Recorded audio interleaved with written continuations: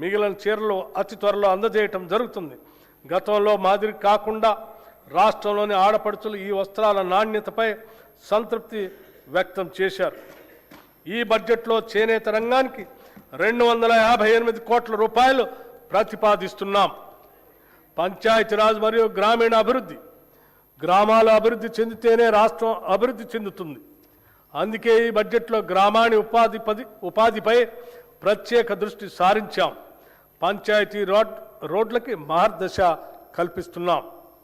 2025 డిసెంబర్లో 12,702 గ్రామ పంచాయతీలకు ఎన్నికలను ప్రశాంతంగా నిర్వహించాం.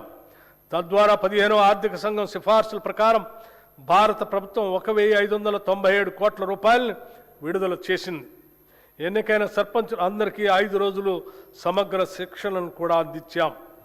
మహాత్మా గాంధీ జాతీయ గ్రామీణ ఉపాధి హామీ చట్టం భారతదేశ ఆత్మ గ్రామాల్లోనూ ఉన్నది అని మహాత్మా గాంధీ అన్నారు. గ్రామాల్లోని పేదరికాన్ని, నిరుద్యోగాన్ని తరిమి కొట్టడానికి ఒక అస్త్రంలా మహాత్ముడి పేరు మీద అప్పటి యూపీఏ ప్రభుత్వం తీసుకొచ్చిన గొప్ప చట్టమే మహాత్మా గాంధీ జాతీయ గ్రామీణ ఉపాధి హామీ చట్టం. ఇది కేవలం ఒక పథకం కాదు, ఇది సామాన్యుడికి కల్పించిన ఉపాధి హక్కు. ఈ పథకం గత 2 దశాబ్దాలుగా పల్లెల్లో ఒక నిశ్శబ్ద విప్లవాన్ని తెచ్చింది. ఏటా 100 రోజుల పని గ్యారంటీ ఇవ్వటం ద్వారా వలసలను అరికట్టి కూలీల్లో 50% పైగా ఉన్న మహిళలకు మహిళా సాధికారితను ఇది పట్టుకొమ్మగా నిలిచింది.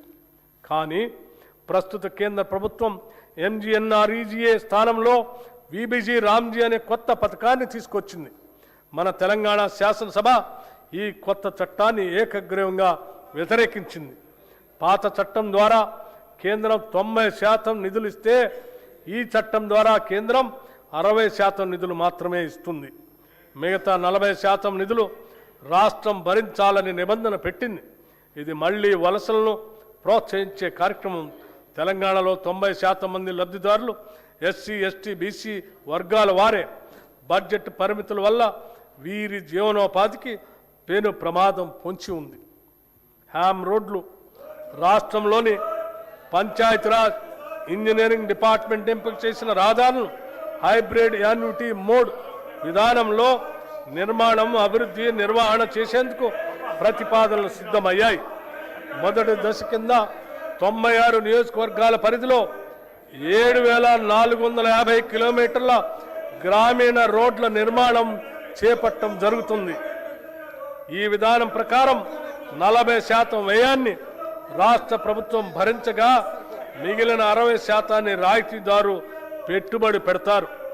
ఈ 60% రాష్ట్ర ప్రభుత్వం 15 సంవత్సరాల కాల పరిమితి 30 యాన్యుటీల్లో తిరిగి చెల్లిస్తుంది. ఈ రోడ్ల నిర్వహణ బాధ్యత పెట్టుబడిదారుడికే ఉంటుంది. ఈ ఆర్థిక సంవత్సరంలో 2,980 కిలోమీటర్ల రహదారుల్ని నిర్మించాలని ప్రతిపాదించడమైనది. ప్రస్తుత ఆర్థిక సంవత్సరంలో నగదు చెల్లింపుకి 1,372 కోట్ల రూపాయలు అవసరం అవుతుంది.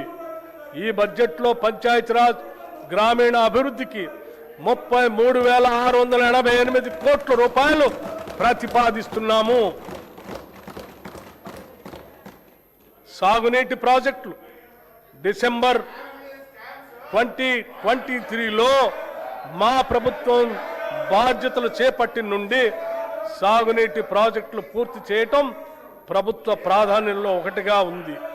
కృష్ణా, గోదావరి జలాల్లో తెలంగాణకు దక్కాల్సిన న్యాయమైన వాటా కోసం గౌరవ సుప్రీంకోర్టు, ట్రిబ్యునల్, చట్టబద్ధమైన సంస్థలు, భారత ప్రభుత్వం వంటి ప్రతి వేదిక పైన మా ప్రభుత్వం సమర్థవంతంగా పోరాడింది.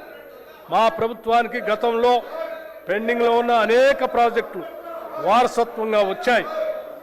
క్యాపబిలిటీ ప్రస్తుతం కొనసాగుతున్న మరియు పెండింగ్లో ఉన్న ప్రాజెక్టులైన పాలమూరు రంగారెడ్డి ఎత్తిపోతల పథకం, మహాత్మా గాంధీ కలవకుర్తి ఎత్తిపోతల పథకం, జవహర్ నెట్టెంపాడు ఎత్తిపోతల పథకం, రాజీవ్ భీమా ఎత్తిపోతల పథకం, మక్తల్ నారాయణపేట కొడంగల్ ఎత్తిపోతల పథకం, ఎలిమినేటి మాధవరెడ్డి శ్రీశైలం ఎడమకట్టు గాలువ ప్రాజెక్ట్, ఉదయ సముద్రం డిండి ఎత్తిపోతల పథకం, మహాత్మా గాంధీ ఎత్తిపోతల పథకం, జాన్పాడు ఎత్తిపోతల పథకం, మోతే ఎత్తిపోతల పథకం, జె చొక్కారావు దేవాదుల ఎత్తిపోతల పథకం, సీతారామ ఎత్తిపోతల పథకం, చిన్న కాళేశ్వరం ఎత్తిపోతల పథకం, Gouravelli project, Errapalem Jawaharlal lift irrigation project, Triveni Sangamam, Pulimadugu వాగు, కొమరం భీము, చిక్మాను వాగు, కేరామేరి మండలంలో అమ్మవారి మడగాస్కర్, లెండిగూడ, జైనూర్, మంటో, రోసి, మల్టా మినీ రిజర్వాయర్